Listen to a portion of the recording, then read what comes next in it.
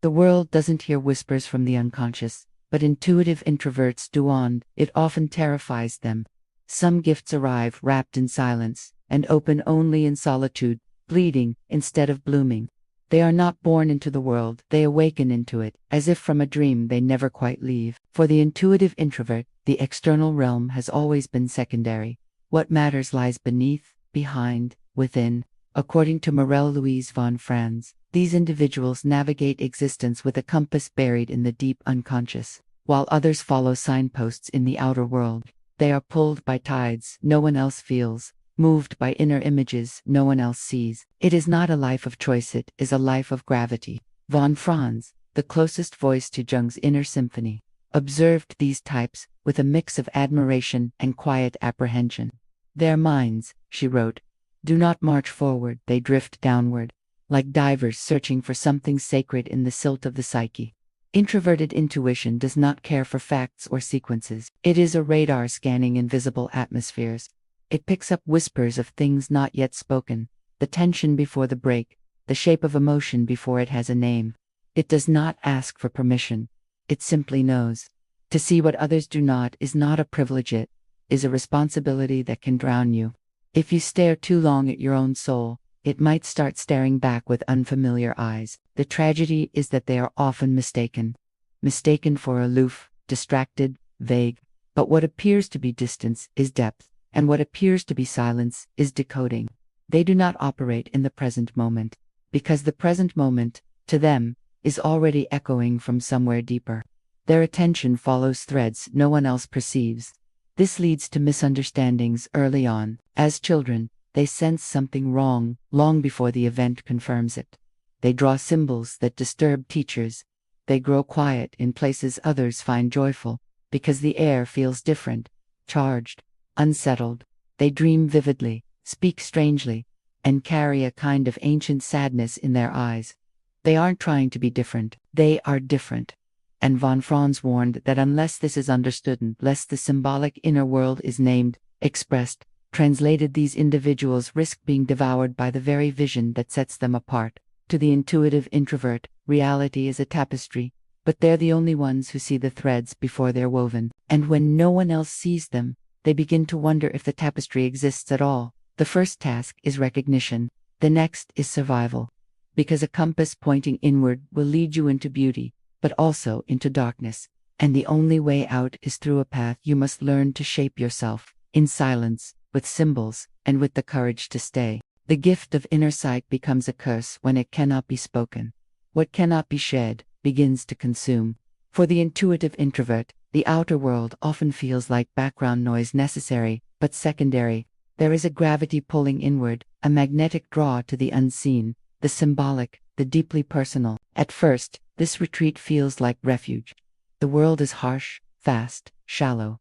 The inner space is richer, more alive. Symbols bloom there, archetypes whisper their messages, and a sense of meaning emerges that no conversation, no social ritual, ever seems to match. So they turn inward again and again until the outer world becomes too distant to return to. Marie-Louise von Franz understood this slow withdrawal not as a failing, but as a psychic danger. It is not the dive into the inner world that wounds, it is staying there too long without bringing anything back. Symbols, she said, are not meant to stay floating in the unconscious. If left unexpressed, they rot into confusion. What begins as insight slowly turns to noise, then to obsession. The vision becomes a vortex, and the self begins to sink. The dream that isn't grounded becomes a nightmare. Reality becomes too thin to matter. The body, once an anchor, is neglected, forgotten meals, lost hours, rooms left unentered for days.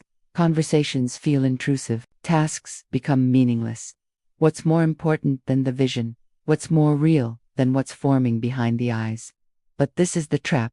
Without form, the vision turns on its host. Without expression, the inner world swells until it eclipses everything else. The self becomes a ghost in its own body.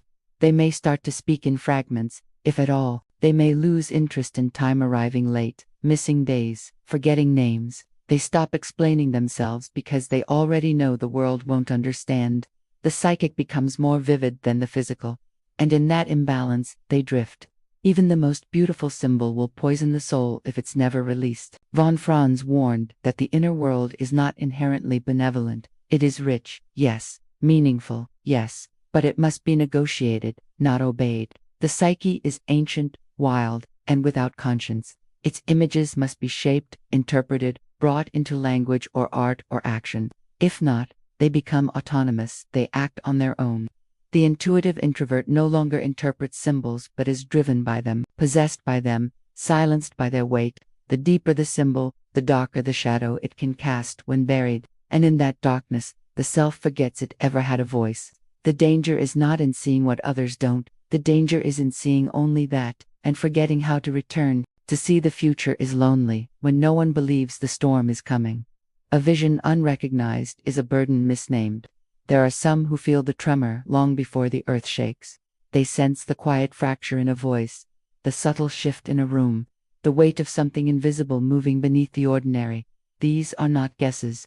They are not hunches. For the intuitive introvert, they are certainties without explanation. Marie-Louise von Franz described this as a prophetic function, not divine, but deeply psychological.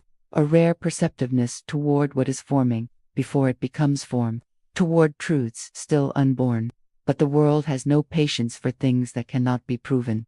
This gift does not arrive with celebration. It arrives with silence. The intuitive speaks softly, cautiously only, to be met with confusion, suspicion, or worse, dismissal. You're overthinking. You're imagining things. You're too sensitive. The warnings are laughed off, the insights ignored. Then, when the storm finally comes, no one remembers the whisper that came before it. Or worse, they pretend it never happened. To be right too soon is to be wrong in the eyes of the world. Over time, the intuitive stops speaking. Not because they stop knowing, but because no one listens. They learn to keep their visions private, their language cryptic, their gifts locked behind guarded eyes. They feel the distance widen between their inner clarity and the outer disbelief. Von Franz knew this place well, the psychic cave where the unreceived vision echoes louder than the outside world. The solitude that grows not from preference, but from rejection. And yet, the inner knowing doesn't stop. If anything, it deepens. The intuitive sees patterns others don't. They recognize masks. They dream of things before they happen. But with no external validation, this knowing becomes heavy. It starts to hollow them out. They begin to wonder if the visions are real, or if they are the ones who are broken. Doubt is the tax the prophet pays for seeing too far. This is the psychic tension that von Franz warned of, a soul stretched between inner certainty and external disbelief. If not understood, it can collapse in on itself. The intuitive may withdraw into superiority, seeing others as blind, or fall into despair, questioning every inner signal. Either way, the bridge between self and world begins to erode. The eyes that see ahead must often walk alone, but if they stop walking, the future they carry may never arrive. To bear the prophetic gift is to live between times, one foot in the not yet, the other in a world too slow to follow. It is lonely, yes, but within that loneliness lies the responsibility to endure, to refine, and one day, to reveal. When the unconscious speaks, it speaks in myth, and it does not care if we understand. Its language is older than thought and more dangerous when ignored. Jung once spoke of a patient who dreamed of a black snake coiled in her abdomen. It was not a metaphor, it was a message. Over weeks of analysis, the snake rose inch by inch until it emerged from her mouth, transfigured into a golden serpent. To many, it would seem like madness. To Marie-Louise von Franz, it was something else. A clear symbol of psychic transformation. The black snake was not just fear. It was unintegrated life, rising from the depths to be seen, to be spoken, to be turned into gold. The dream was a ritual, and the ritual had meaning. The unconscious does not use words, it uses images. When the psyche has something vital to say, it sends a symbol, raw, vivid, often terrifying. These are not decorative dreams, they are archetypes in motion. They belong to a realm beyond the personal, and yet they appear intimately tailored to us. Von Franz warned that these images must not be dismissed.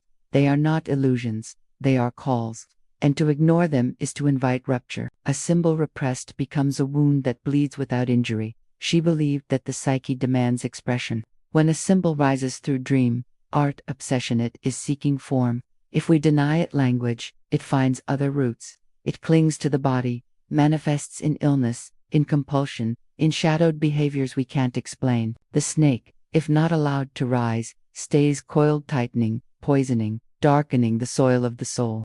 But when we face it, name it, draw it, write it, walk with it begins to shift. Its energy finds a path. The image that once frightened us becomes the key that frees us. This is the task of inner work, not to escape the unconscious, but to translate it. Von Franz called it symbolic processing, a slow, painstaking alchemy of turning vision into form. Not every symbol is a revelation, but every ignored one is a risk. The soul will speak one way or another, and silence is not safety. What matters is not what the symbol is, but what we do with it. A serpent, a storm, a darkened eye in a mirror, all carry meaning, waiting to be shaped. When we meet them with attention and creativity, they become guides. When we look away, they become tyrants. The symbol, denied its voice, begins to rule from the shadows. What isn't spoken in art becomes spoken in madness. And the deeper the symbol, the more violent its silence. To work with the unconscious is to speak the oldest language there is. Not with clarity, but with courage. And in that dialogue, transformation waits not in light, but in darkness that is finally seen. When ego and archetype merge, the soul forgets it is human. Not every vision is meant to crown you. There is a moment subtle, dangerous, when the symbol stops being a message and becomes a mask. What once appeared in dreams or meditations as guidance begins to merge with identity. The ego, fragile and hungry, reaches out and claims the archetype as its own. I am the prophet. I am the savior. I am the one they won't understand until it's too late. Marie-Louise von Franz called this phenomenon inflatio, psychic swelling, a dangerous confusion between the self and the vast, impersonal forces of the collective unconscious. The intuitive introvert is particularly vulnerable. Their lives are filled with symbols, visions, inner voices that echo with weight and mystery. But when the outer world fails to validate or reflect this internal richness, they may begin to see themselves as chosen, not metaphorically but literally, the misunderstood genius, the holy exile, the enlightened martyr, each role flattering, seductive, and catastrophically hollow, because these roles belong to the realm of myth, not to the fragile skin of the human ego. The symbol isn't a crown, it's a mirror. Von Franz witnessed this often in analysis patients gripped by powerful dreams, convinced they were destined to carry some secret cosmic truth. One man spoke endlessly of dragons, believing himself to be the last of a dying lineage. Another woman had visions of divine sacrifice, and began refusing food, relationships, even touch, convinced she must suffer to redeem others. These weren't fictions, the dreams were real, the symbols were alive. But they had not been integrated, they had been worn. And that's the line, when the archetype is no longer reflected upon, but performed. When the dream becomes a script, and the psyche forgets its limits. At this point, von Franz said, symbolic wisdom decays into psychological delusion. You no longer have visions, you are possessed by them. Insight becomes inflation. Meaning becomes madness. Even truth turns toxic when swallowed whole. The tragedy is that these individuals often began with real intuition, deep sensitivity, real symbolic resonance, but without grounding, without skepticism, humility, or the courage to remain small in the face of the numinous, they spiral outward. They become prophets in rooms no one else inhabits, oracles to audiences that never arrive. The outer world becomes hostile. Every critic becomes an enemy, every doubt an attack. The self folds into fantasy and cannot emerge. The higher the vision, the greater the fall if there's no grounding. And once you've fallen into a symbol, it's hard to remember you were ever just a person. True power lies not in becoming the archetype, but in learning to speak with Iten, then walking away, still human, still flawed, still here. Unexpressed intuition doesn't stay silent, it becomes your jailer. The locked door is inside you and you're holding the key. There comes a point when what was once visionary begins to fracture, not into insight, but into noise. When the images that rose like waves from the unconscious find no shore, they turn inward, crashing again and again against the fragile walls of the psyche. Marie-Louise von Franz called this the inner implosion, the moment when unintegrated symbols cease to guide and begin to imprison. It doesn't happen loudly, it happens slowly, like vines growing through the cracks of a house, tightening as they thicken. The intuitive introvert, already oriented toward the internal, is particularly at risk. Their dreams are messages, yes, but when ignored or repressed, they become commands. The inner world, untransformed, starts dictating how they see, feel, move, even breathe. Rational thought phrase. Time loses clarity. The voice inside no longer whispers, it loops, it shouts, it breaks into fragments.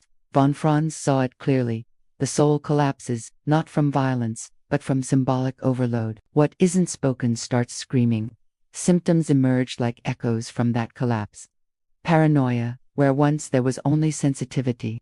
The sense that others are watching, mocking, conspiring, not because they are, but because the world inside is too loud to distinguish fact from fear. Depression, as the weight of unexpressed meaning hardens into hopelessness. Compulsive rituals, attempts to ground the chaos through order, repetition, control. These are not failures. They are cries for relief from a system overloaded with meaning and devoid of language. Jung and von Franz knew the antidote wasn't suppression but integration. The symbol must be brought out. It must be named, written, painted, danced, whispered. Expression isn't art, it's exorcism. It is the act of taking what is infinite and giving it edges. It is how the soul remembers where it ends and the world begins. Without that, the lines blur and what once enlightened begins to devour. Meaning must move or it metastasizes. The tragedy is how silent it looks from the outside. The intuitive introvert may still function, still smile, still appear calm, but inside, entire landscapes are burning. Symbols swirl with nowhere to go. The inner world, once a sacred place of reflection, becomes a claustrophobic maze with no exits. A symbol without form becomes a storm within, and storms, left unspoken, don't disappear, they flood. To survive this, to live with this gift, the intuitive must find form. Not perfection, not praise, just expression. A crack in the wall where the image can pass through. A gesture, a word, a line of ink. Without it, the very vision that once set them apart becomes the weight that locks them in. Art is not luxury for the intuitive, it's salvation. Some wounds can only be stitched with symbols. For the intuitive introvert, creation is not a pastime, it is the only path out. The inner world swells with meaning, pressure, unseen visions, demanding shape. Marie-Louise von Franz did not speak of art the way culture does. To her, and to Jung, creation was not decorative. It was psychic medicine. Without it, the unconscious festers. With it, the unseen becomes seen and the unbearable becomes shareable. There is no clearer evidence than the lives of those who could not contain what lived inside them. Kafka writing twisted bureaucratic dreams that mirrored the absurdity of his inner anxieties. Van Gogh dragging storms from his soul onto canvas with shaking hands and trembling colors. Jung himself obsessively building the Red Book in Secreta, sacred diary of myth and madness. Symbols given shape before they swallowed him whole. These were not acts of art, these were acts of survival. Creator, be created by what you refuse to face. Von Franz knew that when symbols stay internal, they gain momentum. They begin to circle, the same dream, over and over, the same image, intruding again and again. To take that image, draw it, describe it, move with it. This is the alchemy. It's not about answers. It's about honoring the weight of what you carry by making it visible. Once form is given, the psyche breathes. The symbol no longer controls from the shadows, it becomes a companion. Something with shape, something you can place in the world, outside of you. This is not therapy, it is digestion. The act of metabolizing the strange, the sacred, the disturbing. A poem can carry what the mouth cannot say. A line of charcoal can express what the intellect cannot grasp. The intuitive introvert does not need to explain their symbols, they need to give them form. In that act, even madness finds a rhythm. Unexpressed symbols become parasites. Expressed, they become portals. The healing doesn't lie in brilliance or talent, it lies in the ritual of release. Creation doesn't have to be beautiful, it only has to be honest. A scrawl in a notebook, a voice note at midnight, a sculpture that no one ever sees. This is how the soul unloads its weight. This is how the intuitive function aligns with consciousness instead of fracturing it. When vision finds form, the soul begins to breathe, and what once haunted becomes something that can finally speak. Through creation, the invisible is no longer a burden, it becomes a bridge, not just for the self, but for anyone else who has felt the same silent fire. To keep the spirit from drowning, the body must be an anchor. A vision without weight becomes wind. Intuition rises like smoke, formless, drifting, alive with suggestion. But even smoke needs a fire, and fire needs earth. Marie-Louise von Franz, echoing Jung, understood that intuitive introverts often live too high in the psyche. Their visions are strong, yes, but their feet leave the ground. Their inferior function, sensation, is what suffers. And when the body is ignored, the soul begins to float in dangerous territory, detached from reality, unrooted, eventually lost. Sensation is the counterweight. It's not poetic, not mysterious, not symbolic. It's the heat of sunlight on skin, the resistance of dirt under nails, the rhythm of breath in the lungs. It is the now, and for the intuitive, it is medicine. Not because it explains, but because it contains. The body becomes a vessel strong enough to hold the flood of images. Without it, the images spill. You cannot carry stars without walking the earth. Von Franz often prescribed simplicity, routine, repetition, movement, not grand spiritual practices, but real, tactile acts, washing dishes, walking the same trail every morning, making something with the hands, bread, clay, wood, even folded paper. These are not escapes from the psyche, but structures for it. Every gesture says, I am here, I exist.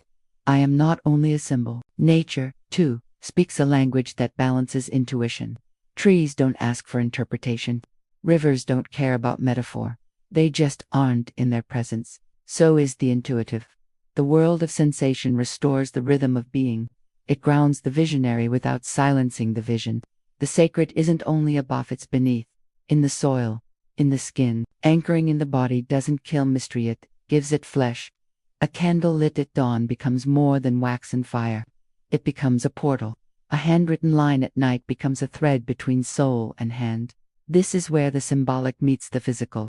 This is where the introvert, so often lost in invisible realms, returns to their own bones and breath, feet on the ground, eyes on the unseen. That's the way of the whole soul. To walk between worlds, you must belong to both. The intuitive's gift doesn't disappear when they descend into the body. It deepens. It becomes usable, practical, real. The symbol is no longer a storm circling the mind. It becomes a seed, planted in the present. And from it, something grows, something true, something whole. It's not enough to see the invisible, you must carry it through a world that denies it. The deeper your truth, the fewer will recognize its shape. The intuitive introvert does not just perceive, they know. Not through logic or proof, but through something older, quieter, more complete. Yet this knowing rarely fits the world's expectations. It doesn't come with citations or data. It arrives in silence, through dreams, impressions, gut feelings too vague to explain and too strong to ignore. And so they learn, again and again, that the world honors noise, not depth. Show your soul, and you'll be met with either blank stares or suspicious smiles. Marie-Louise von Franz saw this exile clearly, not physical, but psychological. The intuitive isn't cast out, they simply aren't heard. Their truth floats through rooms like mist, too subtle, too strange. They sense this early when their insights are brushed aside, when their silence is mistaken for weakness, when their intensity is treated like a fault. And so they begin to split. One self for the world, one for the truth. And the distance between them becomes a wound. You can hide your truth, but it will start hiding you. Some withdraw completely, others perform. Neither path satisfies. Von Franz taught that true individuation, the full becoming of the self, lies in the balance. Not in rejecting the world, nor in bending to it, but in learning to stand between both. This is the quiet courage of the intuitive, to remain loyal to the inner voice and learn the language of the outer one. To speak the symbol without apology, to stay soft without becoming invisible. It means translating what the world doesn't ask for. It means standing in spaces that don't make room, and choosing not to shrink. And it means knowing deeply that your truth may never be fully received. Still, it must be lived, because if not, it will rot, and with it, so will the self. Living truth in silence is a sacred rebellion. The world doesn't reward what it can't measure. But not all value is visible. The intuitive introvert isn't here to be validated. We here to carry what is unseen into what can be seen, slowly, carefully, in art, in conversation, in presence. The soul isn't here to be proven, it's here to be kept. When truth has no place, the the soul becomes its sanctuary, and even in silence, it speaks to those who are listening. This is not retreat, it's a stance. To walk through the surface world holding something deeper, to protect what's sacred without hiding it, to live a symbolic life in a literal world, and in doing so, become the bridge between the two. Those who can walk between worlds become architects of new ones. Some maps are drawn by footsteps no one sees until they're followed. The intuitive introvert is never just a dreamer. At their highest potential, they are a translator of the unseen. Their journey begins in silence, visions unspoken, symbols unshaped, but if they endure the wait, if they survive the solitude, something changes. The quiet knowing becomes presence. The inner chaos is carved into meaning, and the one who was once misunderstood becomes the one who helps others understand. This is the arc Marie-Louise von Franz saw again and again. Not escape, but emergence. To carry visions and not be devoured by them is a task few complete. But those who do are no longer merely visionaries, they become guides. Not because they have all the answers, but because they've survived the storm without losing the thread. They've walked through the flood and come out holding something real. The bridge they build is not for themselves alone. It's for the others still drifting, still drowning in symbols they haven't yet named. The soul doesn't ask for attention, it asks for responsibility. Von Franz made this clear. Insight is not a prize, it's a burden with a purpose. To see is not enough, you must serve. Creation, expression, presence, these are not performances. They are acts of psychic citizenship, a way of giving form to what would otherwise stay hidden forever. And if you don't offer that form, if you hoard the vision or hide from it, it turns. The unconscious does not forgive neglect, floods, and what could have been a bridge becomes a drowning. To serve the symbol is not to lose the self, it is to give it roots, to weave the inner and the outer, to speak in symbols, yes, but also to listen in silence, to shape the ineffable into something useful, something human. This is not sainthood, this is integration. Genius alone is noise. Transformed, it becomes guidance. The world may never celebrate this kind of work. It may not understand the intuitive path. But what is created in the dark often lights the way for others. What was once misunderstood becomes sacred. The strange becomes familiar. And the quiet ones, the ones who once walked alone, find they were building something all along a threshold between dimensions. A narrow passage only few could see, but many will someday walk. The world may never understand the path you walk, but it may one day walk the path you created. You are not just carrying a vision, you are becoming the doorway through which it arrives.